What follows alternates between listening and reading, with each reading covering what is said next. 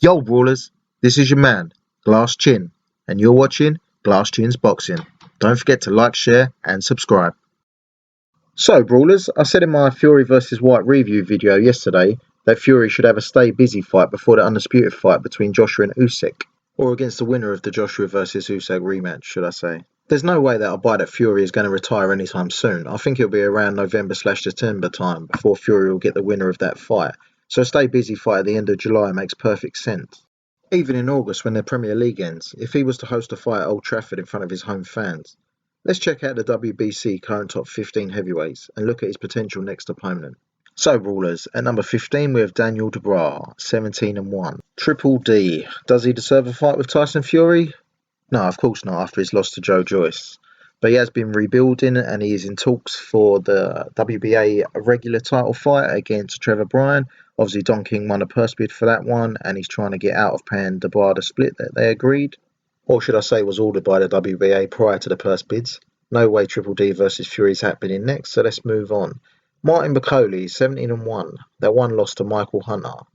Bakole is fighting Tony Yoka next month in a very hard fight. I doubt the winner of that one would be ready for Fury in July. So I will rule out Bakole along with Triple D. Number 13, Robert Helenius, with a record of 31-3. He's having a bit of an Indian summer in his career with his knockout wins over Adam Kaunaki, and he is formerly the WBC Silver Champion. That's a potential fight for Fury. Number 12, Ajit Kabiel, undefeated 21-0, was linked to fight Fury back in December 2020, but has been largely inactive. We can see he's been moved down 5 places. He does hold that big win over Derek Chisora, but he isn't really well known to the casual UK market. Number 11, Otto Wallin, a fight I wouldn't mind seeing again, but I can't see that selling after Wallin's last fight with Kamil Sokolowski. After talking such a big game against Dillian Whyte, Wallin really let himself down in that one. Number 10, Tony Yoka. I'm just going to skip through him quick. 11-0, one of my favourite prospects in the division, but as mentioned, he does have a tough fight coming up next month against Martin Bakole and wouldn't be ready to fight Fury in time. Number 9, Michael the Bounty Hunter, 20-1 with 2 draws. I like Hunter. His single loss was at cruiserweight to the great Usyk. He has history with Tyson Fury, claims he was robbed in the amateurs against Fury. He was unlucky not to get the decision against Povetkin in Saudi, but after his last fight with Jerry Forrest, a fight that I thought he lost, I wouldn't like to see this one just yet. He has been linked to fighting Hughie Fury on Boxer/Sky, so that is a fight I'd like to see. But I don't think he deserves a title shot just yet after pulling out the IBF final eliminator against Filip Hrgović last year. Which brings us to number 8, Filip Hrgović, 14-0. He is finally getting his long-awaited IBF final eliminator against China's Zhilei Zhang next week on the Canelo vs Bivol undercard. I think he will stop Zhang in the middle rounds and show the world what he's about. At 38, I think Zhang has missed the boat. But look forward to finding out next week. Unlikely he would make a deal with Fury when he has that guaranteed IBF mandatory split down the line. Fury vs Hrgović would be a great fight if it happened, but it's very unlikely. Number 7, the OG, the Boogeyman, Luis King Kong Ortiz. Rumoured to be fighting Andy Ruiz Jr. next. This is a fight I would have loved back in 2015/2016, but Ortiz didn't look great in his last fight, last time out against Charles Martin. He did pull out the stoppage win, but looked every bit his age. I think Ortiz should be more on Dillian Whyte's radar rather than Fury's. I don't really want this fight to happen, that ship has sailed. Number 6, the Canada-based Russian heavyweight beast, the Lion, Aslanbek Makhmudov, 14-0, 100% knockout ratio. Brawlers just destroyed the high-level gatekeeper and iron-chinned Maris Wack. What's not to love about Makhmudov? With current politics, it wouldn't be a good look, Fury giving a Russian a voluntary shot at the title, so I don't see this happening. But politics aside, it's a great fight, but maybe too dangerous to stay busy. Fury has just beat Whyte and Wilder back-to-back, so he doesn't need to take a huge risk before the undisputed. And it's kind of a Fury can't win situation, as Makhmudov would just be called a hype train if Fury destroys him. Makhmudov needs to beat one of the other top 15 first, before getting a title shot. But he's definitely one of my favourites to watch, and one to watch out for in the future. Number 5, Andy Ruiz Jr., 34-2, former unified heavyweight champion of the world. He was meant to be fighting Tyrone Spong next, but it looks like that fight's off for him to fight Luis Ortiz. I'll be honest, Brawlers, I have no interest in watching Fury fight Ruiz at all. Probably sounds a little strange after Ruiz's good showing against Joseph Parker and upsetting the apple cart against Anthony Joshua, but I think it would be a total mismatch, with Ruiz having the same problems at closing the gap as Whyte had on Saturday night. Ruiz's footwork is just as slow and plodding, the height and reach advantage of Fury is too much, and I don't think Ruiz could win more than 1 or 2 rounds over 12. He couldn't hit anti-Joshua when Joshua was doing a poor imitation of Fury.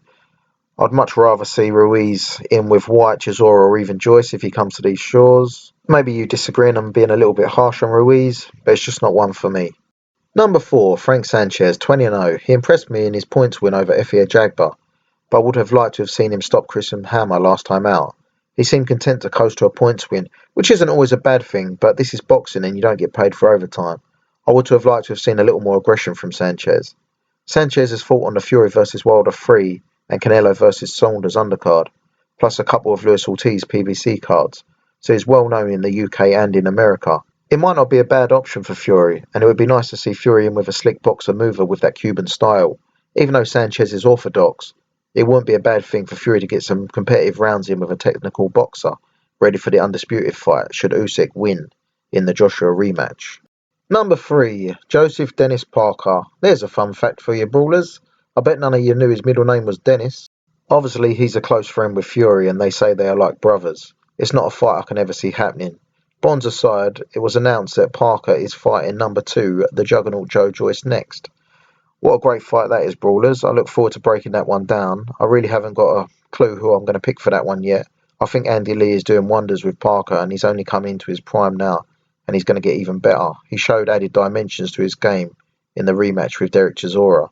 I also think that Joe Joyce is criminally underrated and there isn't a current heavyweight with 13 fights to their name that has a better record at that stage. It's really hard to pick a winner out of Joyce and Parker. I would love to see Joe Joyce fight Tyson Fury, but I think Frank Warren will let Joyce age a little bit more before trying to make the Triple D rematch, should Triple D beat Trevor Bryant for the WBA regular title. Number 1, we got there brawlers, Deontay the Bronze Bomber Wilder. 42 wins, 2 losses, 1 draw. It looks like Wilder will continue fighting and should be back in the ring this year, but for obvious reasons, not winning a single fight in the trilogy with Fury, he shouldn't be anywhere near a title shot at the moment, but hopefully he can still mix it at world level. I for one hope he does come back and continues fighting. So brawlers, now we've gone through the list, we can realistically say that Wilder, Joyce, Parker, Ruiz, Ortiz, Hrgovic, Yoka, Bakole and Dubois really aren't options. That leaves us with Helenius, Sanchez, Makhmudov, Kabayel, Wallin and Hunter. I'd like to remove Makhmudov because of the political reasons, and obviously Otto Wallin, I'll remove him as well because we've been there and done that. Hunter to me doesn't deserve a title shot after his gifted draw against Jerry Forrest. I'm glad that Forrest has managed to get another big fight against Kubrat Pulev next. That leaves Robert Helenius, Frank Sanchez and Ajit Kabayel. Kabayel has been very inactive and the fans didn't seem too thrilled with that fight when it looked likely for December 2020. I can't see Kabayel appealing to the American market. Fury struggled to sell tickets against Tom Swartz and Otto Wallin, so I can't see that one happening. So I'd have to make Kabayel the number 3 pick. So, who gets number 2? Well, brawlers, that would be Frank Sanchez. From a purist point of view, fighting Sanchez would make more sense to prepare for Usyk. But to me, Sanchez, although he beat a fellow up-and-coming prospect in Ajagba, just hasn't had that huge step up yet, and I don't think he's ready for a world title fight. Helenius, on the other hand, has been in and around the world level for the last decade or more. He's got his personal problems outside of the ring out the way, and he looks to have rolled back the years to his prime. He did a complete demolition job on Kalnacki last time out. He's beat great fighters in the past like Samuel Peter and Lemon Brewster. He's known to the British fans because of holding the European title, fighting Derek Chisora and Dillian Whyte. It would be a shame if Helenius retired, never having fought for a world title. He had a massive amateur career, having over 150 fights, including fighting David Price and Bermain Stavern. At one time, he looked like a genuine contender to take the Klitschko throne. I think Helenius vs Fury was a fight that was missed back between 2012 and 2015 when Helenius and Fury both had reigns as the European champion. What do you think, brawlers? Do you agree with my pick? Bear in mind, I am fully aware there are bigger fights out there. This is just a stay busy fight. I think Fury has earned a stay busy fight after beating Whyte and Wilder back to back. Let me know your thoughts in the comments section. And as always, brawlers, don't forget to like, share and subscribe, and I'll see you on the next video.